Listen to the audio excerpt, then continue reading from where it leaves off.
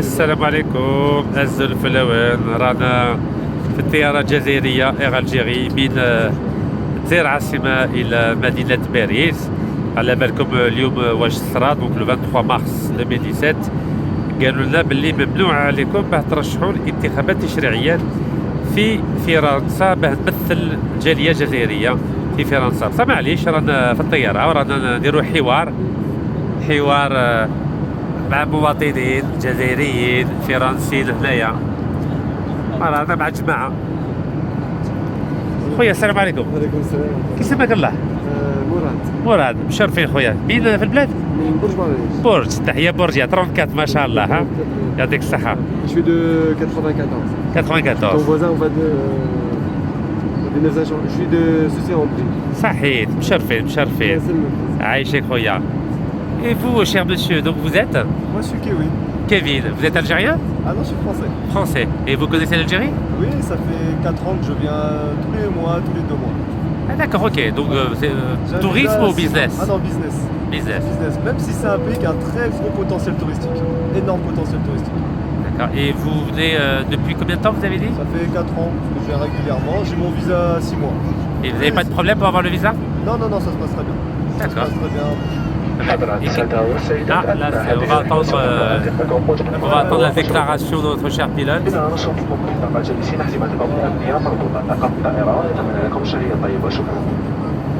Mesdames, Mesdemoiselles, Messieurs, durant ce vol, nous allons vous offrir un repas et des rafraîchissements. Nous vous conseillons de garder votre ceinture de sécurité attachée. L'équipage vous souhaite un bon appétit. Et est-ce que vous connaissez les autres pays du Maghreb? Est-ce que vous connaissez les autres pays du Maghreb, la Tunisie, le Maroc? Ouais, Tunisie, je connais pas mal, mais surtout le Maroc parce que ça fait 8 ans que j'y vais régulièrement. En fait, moi je suis commercial export. Dans quel domaine? Dans le négoce, en fait, je revends de l'équipement industriel sur le Maghreb, principalement, tout ce qui n'est pas fabriqué. Donc c'est Europe, provenance européenne ou américaine. Les sociétés qui ont besoin d'importer du matériel, soit pour leur utilisation, soit pour leur revente. Moi, je suis une centrale d'achat pour eux. Et donc je connais très bien le Maroc, parce que ça fait 8 ans que j'y vais régulièrement. Et dans quel secteur industriel vous êtes? Alors sur l'Algérie, c'est plus sur la partie pétrolière, sur les rigs de forage, sur l'exploitation pétrolière. Dans quelle ville par exemple? Beaucoup à Hassim et Saoud, parce que c'est le pôle le plus intéressant pétrolier. Un petit peu sur Alger, et là je commence un petit à Oran avec la zone d'Arzo qui est intéressante. Donc ce sera plutôt le gaz sur Oran et Arzi, je suppose. Voilà, c'est plus le gaz parce que Arzo c'est la plus grosse raffinerie de l'Algérie, donc il y a des choses à faire. Et quelle différence vous faites, vous qui connaissez un peu le Maroc, la Tunisie et l'Algérie, par rapport à votre regard?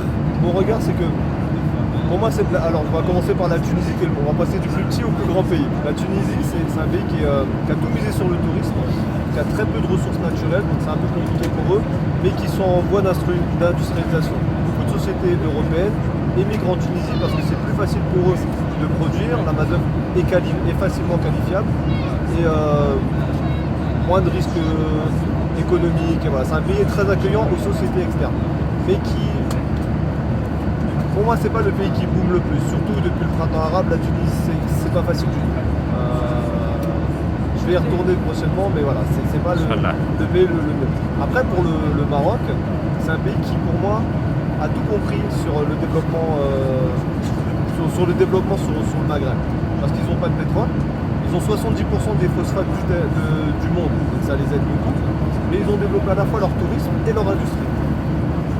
Et ils ont fait de eux un pays industrialisé et très occidentalisé sans perdre ce qu'ils sont en fait. C'est très intéressant d'être là-bas parce que on est au Maghreb, mais il y a tant de choses à faire. Il n'y a pas d'oppression, il n'y a pas de différence. C'est un plaisir d'aller au Maroc. Quand je dis à mes amis, je vais faire du démarchage au Maroc, ils me disent ah t'as de la chance. Je leur dis que je vais en Algérie, c'est pas le même son de cloche. Qu'est-ce qu'ils vous disent par rapport à l'Algérie? L'Algérie me disent, il y a eu une dizaine d'années de terrorisme en Algérie, c'est fini en 2004 si je me souviens bien. Entre 93 et 2000. Non, de 90-2000. 90-2000. Allez. Ouais, je sais pas, À peu près, oui, à peu près. À peu près.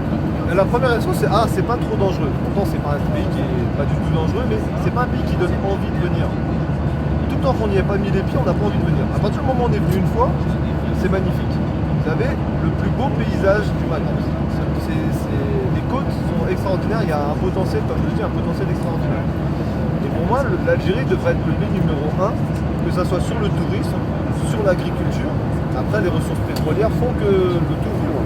Mais voilà, il y a 1400 km de côte qui sont au niveau agriculture exploitable, sur environ, je pense, 200 km à l'intérieur des terres, qui ne sont pas exploitées. Je trouve ça c'est un peu triste. Et de ne pas faire de tourisme, c'est un choix politique, pourquoi pas. Mais ça manque un petit peu, même au niveau des Algériens. Moi, quand je viens à Alger, 5 millions d'habitants, 2 cinémas, 3 boîtes de nuit, ça fait bizarre. Ouais. C'est un peu choquant. Ouais, c'est normal. C'est même dommage, parce que je pense que la population... Alors c'est dommage pour les cinémas, pour les boîtes de nuit, en tant que musulman algérien, ça ne nous dérange pas beaucoup. Ah d'accord, oui, je vois très bien, mais ne pas avoir de piscine. Un des pays les plus ensoleillés, Tout à fait. n'a pas de piscine municipale.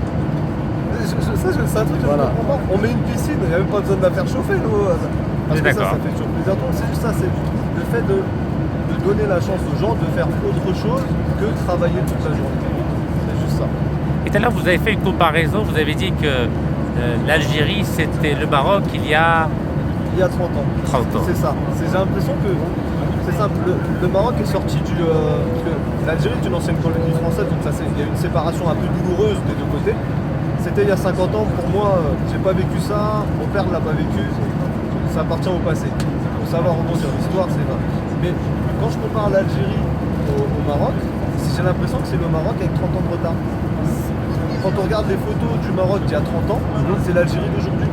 C'est ça que je trouve ça triste. On dirait que le pays a cessé d'évoluer. Voilà, ça a cessé d'évoluer. C'est sûr, il y a des voitures, il y a des téléphones, il y a des choses comme ça, mais dans la vie de tous les jours, on remarque qu'il manque un truc. C'est difficilement palpable, mais en tant qu'occidental, c'est des petites choses comme le ramassage des poubelles. Ça a mis des années avant d'être au point à Alger. Quand on voit les quartiers qui... Voilà, moi c'est le ramassage des poubelles qui est le plus significatif, c'est pas normal. Parce qu'un ramassage de poubelles met tant d'années avec les moyens qu'on a. C'est simple, je traverse le quartier de Bebzouar à Alger, il y a une route, ça fait 6 mois qu'elle est en construction. Une route de voie, une voie d'un côté, une voie de l'autre, ça fait 6 mois qu'elle est en construction. C'est pas possible. En temps normal, au bout d'un mois, c'est terminé.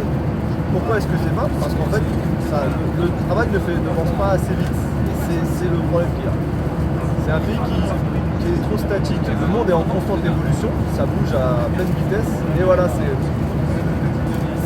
complexe.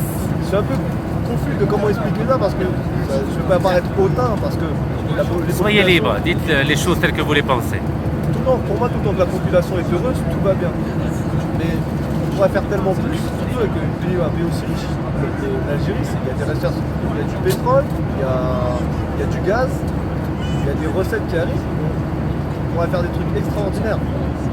Pour le peuple, pour tout, ça devrait être beaucoup plus développé que ça. De mon point de vue. Pour moi, l'Algérie, c'est le Dubaï du Maghreb. Et Dubaï, ils ont rien. On va prendre Abu Dhabi, parce qu'Abu Dhabi ou le Qatar, ils ont du gaz et du pétrole. L'Algérie, ça devrait être du même niveau. Abu Dhabi, ils en ont aussi. Hein? Abu Dhabi, c'est 40% voilà, c'est du pétrole des Émirats. Mais j'ai une question technique. Vous avez une société en Algérie? En fait, moi, j'ai une société en France. Oui. Et il faut faciliter l'échange parce que l'importation est très compliquée. On a créé une société de droit algérien en Algérie. Et vous avez quel pourcentage? Ah bah c'est 49% haute, 51% algérien. Vous avez combien, vous? Moi, à titre personnel, ou mes associés... Non, le pourcentage, vous, en tant que Français, vous avez combien? En français, 49. 41%. Et l'Algérien, 51%. 51%. Très bien, donc la loi est respectée. La loi est respectée, bien, obligatoirement. Est-ce que vous savez que, par exemple, la France possède 65% du gaz naturel à Adrar jusqu'en 2043? 65% du gaz de Adrar. d'Adrar jusqu'en 2043. Ça, vous me l'apprenez. À mon avis, c'est un accord commercial qui a été signé En 2002. en 2002. C'est une bonne chose pour nous, mais je pense qu'on l'achète ce gaz. Vous en pensez quoi, vous, en tant que Français? De l'accord commercial? Oui, le fait que la France ait 65% du gaz à Adrar, quel est le monopole par exemple, du pétrole au Gabon, quel est le monopole de l'uranium au Niger. Vous, en tant que Français, qu'est-ce que vous en pensez? Je pense que économiquement, c'est une très bonne chose. D'avoir le monopole, alors il faut faire attention avec le terme monopole parce que je sais très bien qu'on achète. Il y a un accord commercial qui est fait, l'uranium ne vient pas gratuitement, le pétrole ne vient pas gratuitement. Là, vous avez 65%, vous avez juste payé 1,3 milliard de dollars, c'est tout. 3 milliards de dollars 1,3 milliard de dollars. pour 65% Du gaz naturel, il y a 68 milliards de mètres cubes de gaz. Ouais. Alors là, on est haut dans les sphères. Hein. Il y a toujours une contrepartie. Non, mais vous en pensez quoi en tant que citoyen français? C'est ça qui m'intéresse. En tant que... Après, je vais poser la question à Morad. Pardon. Il est bienvenu dans ta tête. Oui, merci, Yatek Saha. Allez, c'est une excellente appétit. Merci, Sahed. Ça va. Allez,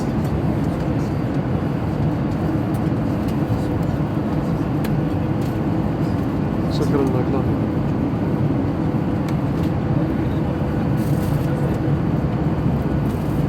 C'est pas mal quand même. Sahed, barakallahu fik, Faya. Yatek Saha. Merci.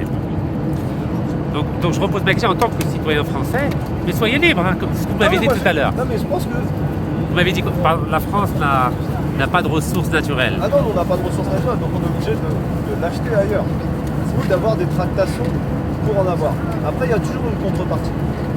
C'est pas possible qu'on ait de l'uranium, du gaz sans qu'il y ait contrepartie. Donc il y a peut-être un protectorat militaire qui doit être en place. Quand on voit ce qui s'est passé au Mali, il y a 3 renégats qui se pointent au Mali, il y a la moitié de l'armée française qui débarque.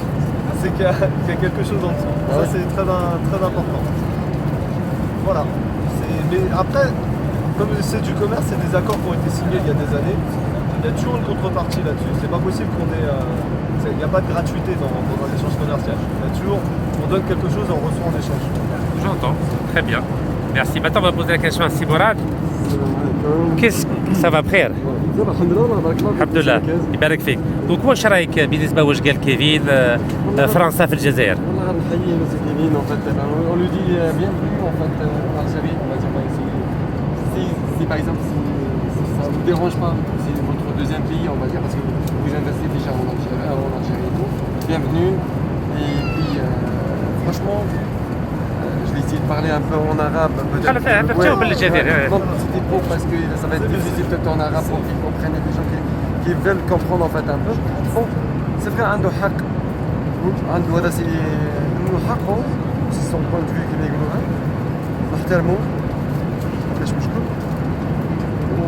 واش نزيد نوضح فيما يخص لاكور اللي دارتو فرنسا مع الجزائر فيما يخص الغاز اللي قلت عليه تاع اضرار بلو بري تاعك صح مش مشكل ما كاش مشكل بصح حنايا يفو اون سوا كورو انا قلتها لك قبيله باللي بزاف فرنسا حكمت الجزائر ماهيش ما عطتناش بون عطتنا سيغت ايزون سيني باش عطتنا جبنا استقلال وسنياو الاستقلال في 62 ما كاش مشكل بصح مازال في النظام الجزائري مازال فرنسا تحكم la preuve quand j'ai Donc vous dites que la France contrôle encore l'Algérie. Traduire. Elle est toujours, bien sûr, c'est normal. C'est normal ou c'est pas normal? Non, c'est normal pour eux. Pour les Français? Non, c'est normal par rapport à ce qui se passe. C'est pas normal. Vous êtes d'accord avec ça vous? Ah non, je suis pas d'accord. D'accord. Attends, mais Alors je قبل باللي فرنسا استعمرت Bah الجزائر oui, اليوم. bien sûr. Donc اسمح لي انك مسيو نكاز نقول لك حاجه كنت نقول لك بلال À Kevin. Monsieur Kevin et tout. Je lui dis va demander à n'importe qui. Bon appétit hein. Bon appétit de صحتك. Je vous attends pour manger. Je vous en prie. Merci Macron, merci.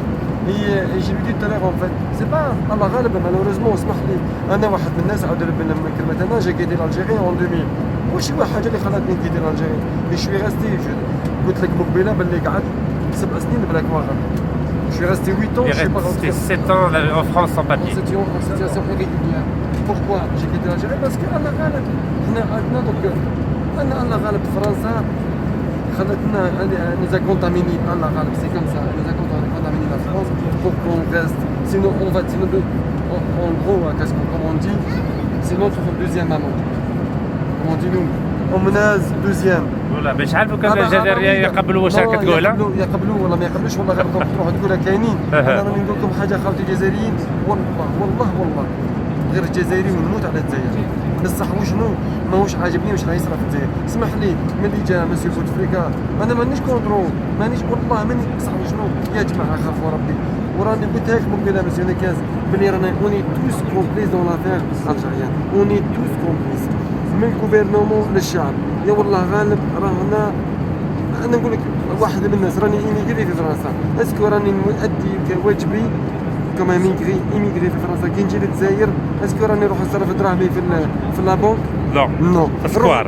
في السكوار بقداش باسكو هذه هي وهذه واش هي هذه مش خيانه للدوله الجزائريه صح ومن بعد نقول انا ما تعطينيش حق سي فري سي سا لو بروبليم مانيش نقول باللي كفي بوتفليقه ولا اسمه سلال ولا نو يا كاع ميم اللي راهم في لاسومبلي ناسيونال ميم اللي راهم دي مير راهم ساكن راهم يعني بالمواطن حتى الرئيس والله العظيم صدقني رئيس البلديه نايب وهي رايحه إلا الوالي. من رحم ربي إلا من رحم سبحان ربي الله. والله العظيم غنقول لك حاجة نتأسف وأنا منهم يا جماعة راني نيجري في فرنسا 17 سنة وراني كومبليس في لافير هذه كون جيت نحب الجزائر كون راني نجي نصرف في لابونك سي كون فري. جيت نحبها يعطيك الصحة. واسمح لنا لا، السماح. وهذه نو مانيش يعني كي فهمتك. مانيش كونتر توا مانيش معليش ما عندي حتى مشكل. جو بو كريتيكي باغ اكزومبل Bien sûr. دي تروك اي تو مي كي نكون مانيش داكور معاك راني مانيش كونتر هذا ما كان معليش ما بكون ما ديروش ما عليا. هذه يا وربي معاك ابي شرف عليكم جميعا بارك الله فيكم صحة الكل بون ابيتي. فوالا شاب جزائري دوكا رانا في الطياره نروحوا غدوة الصباح ان شاء الله امام القنصليه الجزائريه في مدينه باريس مع الفيسي هكاك نبداو ان شاء الله نوجدوا شكوى ضد هذو الناس اللي ماهمش باغيين باللي مواطن جزائري يرشح روحه في الانتخابات التشريعيات باه يمثل الجاليه الجزائريه في مجلس الشعبي الوطني. والحمد لله رانا صابرين 20 سنه نصبروا ونبغوا الخير للبلاد وحنايا نحترموا المؤسسه العسكريه نحترموا المؤسسه الامنيه نحترموا المؤسسه الدبلوماسيه نحترموا الشعب الجزائري نحترموا الشهداء الله يرحمهم ولكن عمرنا ما نحترموا هذو 40 سراق اللي راهم يبيعوا في البلاد. والسلام عليكم ونتلاقاو بساعة الخير ان شاء الله. صحيتي مراد.